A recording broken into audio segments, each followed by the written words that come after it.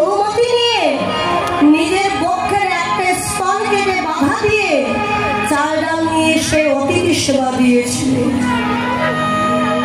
স্বয়ং ভগবান তার সেবায় সন্তুষ্ট হয়ে বলেছিলেন, অতিথি সেবার জন্য নিজের বক্ষের মাংসপিণ্ড কেটে তুমি বাধা দিয়ে দিলে, তোমার সেবায় সন্তুষ্ট হয়েছে, বলো মা কি চাও?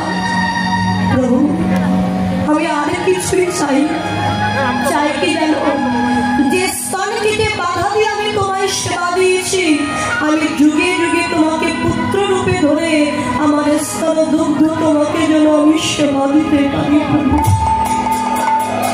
তাই হবে মা। সেই ধরাদেবী হল মা যশোমতী, আর দ্রোণ ঘোষ বলে ওই যে নন্দ ঘোষ।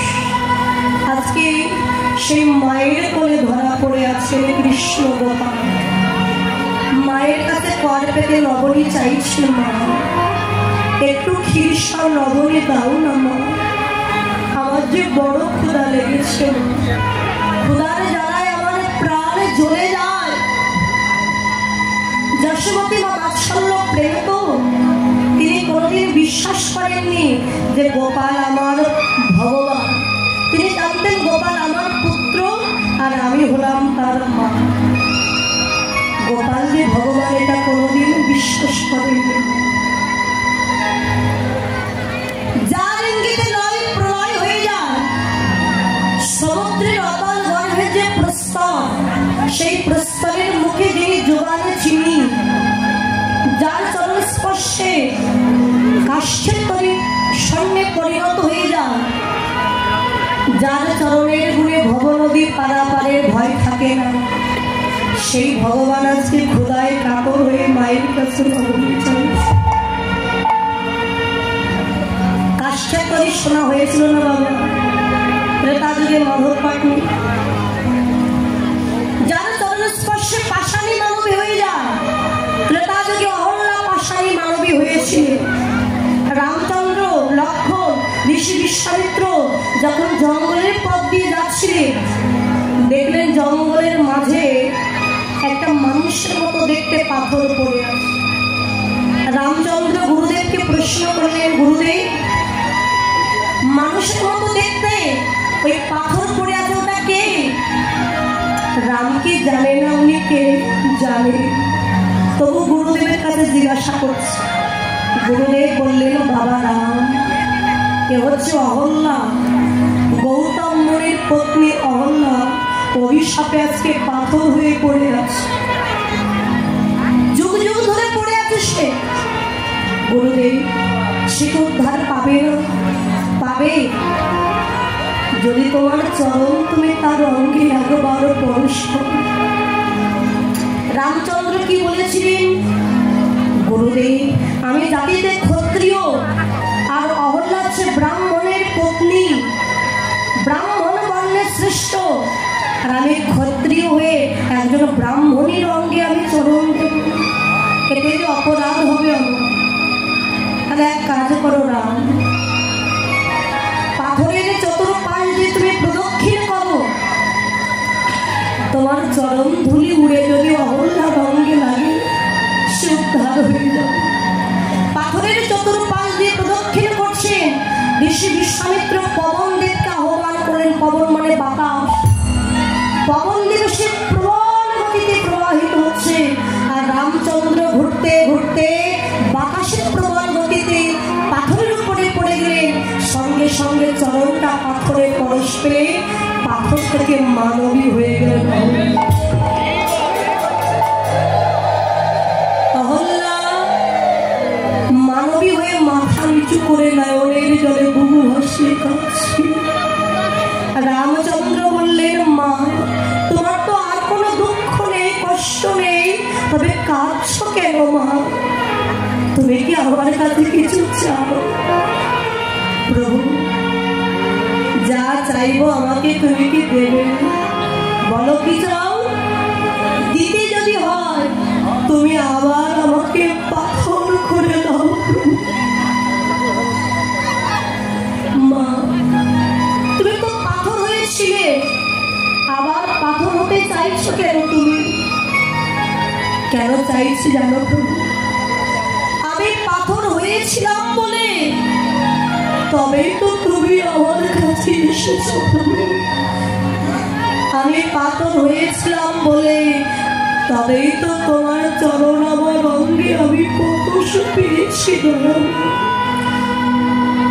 আমি আবার যদি পাথর হয়ে যাই, তুমি আবার আসবে আমার কাছে, আবার তোমার চরণ আমার বক্ষে পরশাবো, আমার কাঁপিতে পড়ার শীতল হয়ে যাবে।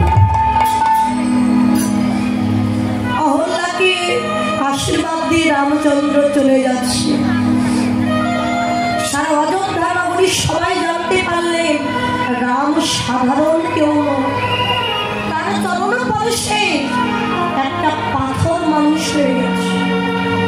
এদিকে মাধব পাটনির স্ত্রী সুদেশনা মাধব পাটনিকে ডেকে বলেছিলেন, স্বামী শুনেছ রাম অযোধ্যার রাজা দশরথ তার পুত্র রাম নাকি সাধারণ কেউ নয়, তার চরণ পরশে এতদিন অহল্যা পাথর হয়েছিল, সে পাথর মানুষ হয়ে গেছে। তোমার ঘাটে তো কত মানুষ আসে পার হওয়ার জন্য, আজ থেকে যাকেই পার করবে তার পরিচয় জেনে নিয়ে পার করো। যদি কোনোদিন রামচন্দ্র আসে তুমি যেন তাকে নৌকায় করে পার করে দিও না, কেননা এই ভাঙা কাষ্ঠের নৌকা ছাড়া যে আমাদের আর কিছুই না। স্ত্রীর কথা মতো যাকেই পার করে আগে পরিচয় জেনে তারপরে নৌকায় তুলে পার করে। আজকে ঋষি বিশ্বামিত্র এসে ডাক দিয়েছে, মাধব ও মাধব, আমরা এসেছি তোর ঘাটে পার হওয়ার জন্য, পার করে। মাধব পাটনি গুরুদেবকে ডেকে বললেন, গুরুদেব আমি তো তোমাকে চিনি, তুমি ঋষি বিশ্বামিত্র, কিন্তু তোমার দুই পাশে যে বালক দুইজন দাঁড়িয়ে আছে, দুইজন কে? মাধব অযোধ্যা রাজা দশরথের কথা শুনেছিস? হ্যাঁ শুনেছি। সেই অযোধ্যা রাজা দশরথ তারই পুত্র রাম আমার দক্ষিণ পাশে দাঁড়িয়ে আছে, আর রামের ছোট ভাই লক্ষ্মণ আমার বাম পাশে দাঁড়িয়ে আছে। যেই বলেছে রাম, চমকে গেছে মাধব। কি রাম? এই সেই রাম, এই সেই প্রভু রামচন্দ্র। কি সৌভাগ্য আমার, কোটি জন্ম সাধনা করে যে চরণ পাওয়া যায় না, সেই চরণ আজ আমি দর্শন করতে পারল। মনিবর আমি তোমাকে পার করব, লক্ষ্মণকেও পার করব, কিন্তু রামচন্দ্রকে তো আমি পার করব। কেন জানো মনিবর? আমি খুব দরিদ্র। এই নৌকায় করে মানুষ পার করে যেটুকু অর্থ পায় তাই দিয়ে আমার সংসারে চলে। রামচন্দ্রকে যদি আমার নৌকায় করে পার করে দিই, রামের চরণ পরশে আমার নৌকা যদি মানুষ হয়ে যায়, তখন আমি আর কি দিয়ে মানুষ পার করব? রামচন্দ্র বললেন, মাধব তাহলে কি আমায় পার করবি না? প্রভু এসেছো যখন, পার আমি তোমাকে করব, তবে যত দোষ তোমার এই চরণে। আমার নৌকায় তোমায় তুলব, তবে তোমার চরণ আমার নৌকায় পরশ করলে হবে। মাধব নৌকায় যদি চরণ পরশ না করি আমি কেমন করে নৌকায় উঠব? কেন প্রভু? তোমার এই কাঙাল ভক্তদের এখনো আছে। আমি নিজে তোমায় কোলে করে নিয়ে তোমায় নৌকায় তুলে দেব। যেই না কোলে নিয়েছে ভগবানের রঙের পরশ লেগে মা পাচ্ছে না। এই নয়ন নদীর জলে যেন তার বুক ভেসে না, নৌকায় তুলে দিয়েছে, চরণ দুখানা দিয়েছে নদীর জলে ভাসে নৌকার বাহিরে, যাতে ওই চরণ আমার নৌকায় পরশ না পায়। এদিকে মা গঙ্গা, তার মনে কত আনন্দ, প্রভুর চরণ বক্ষে পেয়ে চরণ দুখানা জড়িয়ে ধরেছে গঙ্গা। প্রভু এই চরণ আমি পেয়েছি, আমি আর ছাড়ব না। গঙ্গা আজ ছেড়ে দাও, পরে তোমার মনের আশা আমি পূর্ণ করব। মাধব যখন পার করে দিচ্ছে, রামচন্দ্র দেখলেন আমার ভক্তি, আমার চরণের প্রতি তার এত বিশ্বাস, এত ভক্তি, ও যে খুব দরিদ্র, ওর কিছু নাই, ওকে আমার কিছু দিতে হবে। পার হয়ে যাওয়ার সময় বাম চরণটা নৌকায় পরশ করে রামচন্দ্র চলে যাচ্ছে।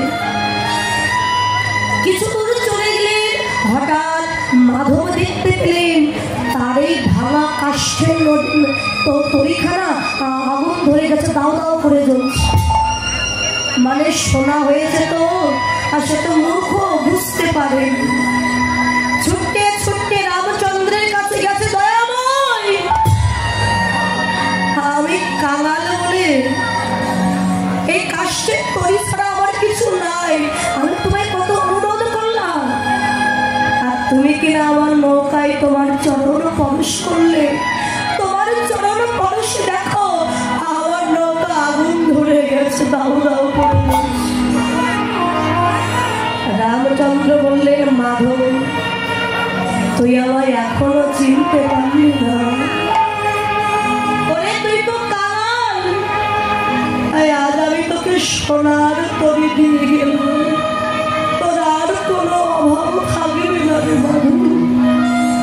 মাধব আছাড় খেয়ে পড়েছে প্রভুর চরণে। তবু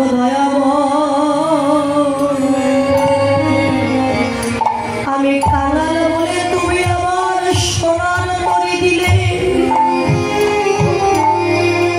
আমি চাই না ওই সোনার তরি। যদি কিছু দিতে চাও প্রভু,